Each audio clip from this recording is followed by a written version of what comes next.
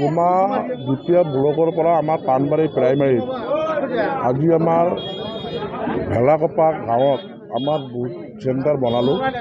যিটোত আমাৰ অহা ছেপ্টেম্বৰৰ CM ছাৰে কৈছে 20 তাৰিখ আগতে ইলেকশ্যন পাতিব। সেইটোৰে আমি আজি বুথ কমিটি বনালোঁ, প্লাছ পাব্লিকৰ লগত আমি মত বিনিময় কৰিলোঁ আমাৰ দলৰ স্থিতি কি। তো ইয়াতে আহি আমাক ইমানে যে ভাল লাগিল সেইটো নেকি আমি কল্পনা কৰিব পৰা নাই। হয়তো আমাৰ সাংবাদিক বন্ধুসকলে আপোনালোকে চালে ইমান পাব্লিক আহিছে আৰু পাব্লিকে নিজে বিচাৰি আছে যে আমি BPF ভোট দিম, আমাক BPF গভৰ্ণমেণ্ট লাগে, আমাৰ APPL গভৰ্ণমেণ্ট BJP গভৰ্ণমেণ্টে আমাক মানে পংগু বনাই নিছে, সেইটো আপোনালোকে নিজে চালে। তো গতিকে মই ইয়াতে আহি বহুত আনন্দিত পাইছোঁ যে পাব্লিকে ইমান আমি চহৰি পালোঁ। ৰানিং APPLৰ গভৰ্ণমেণ্ট আছে এতিয়ালৈকে, APPLৰ মেম্বাৰ হাতে BJPৰ মেম্বাৰ হাতে আমাৰ BPF দলত জইন কৰিলে। BJP আমাৰ BTCত কোনো কাম কৰিব পৰা নাই, কোনো উন্নতি কৰা নাই।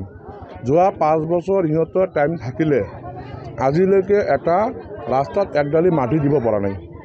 আমাৰ 17 বছৰ হাকৰামাঝাত থকা অৱস্থাত যিখিনি ৰাস্তাৰ কাম হৈছে সেইখিনি আজিলৈকে ৰিপেয়াৰিং কৰিব পৰা নাই। গতিকে এইটো বস্তুলৈ পাব্লিকে বেয়া পাইছে। পাব্লিকে আৰু APPL গভৰ্ণমেণ্ট বিচৰা নাই, পাব্লিকে বিচাৰি আছে আমাক BPF গভৰ্ণমেণ্ট লাগে। সেইকাৰণে পাব্লিকে আপোনালোকে নিজে চালে স্বতন্ত্ৰভাৱে ওলাই আহিছে।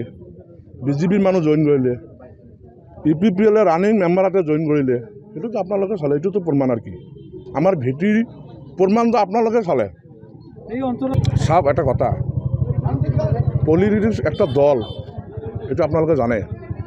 দলত গ্ৰাছৰুট লেভেলত যদি পাব্লিকে চহৰি থাকে, নেতা গ'লে কোনো ডিফাৰেঞ্চ নহয়।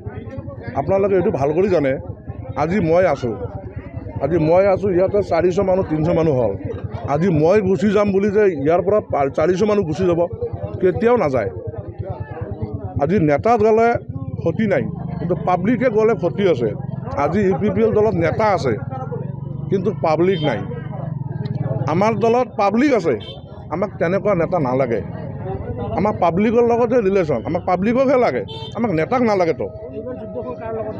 এইবাৰ চব BTC যুদ্ধ একমাত্ৰ হ'ব BJP আৰু BPF। APPLটো নাহে, APPLতো নামে নাথাকিব।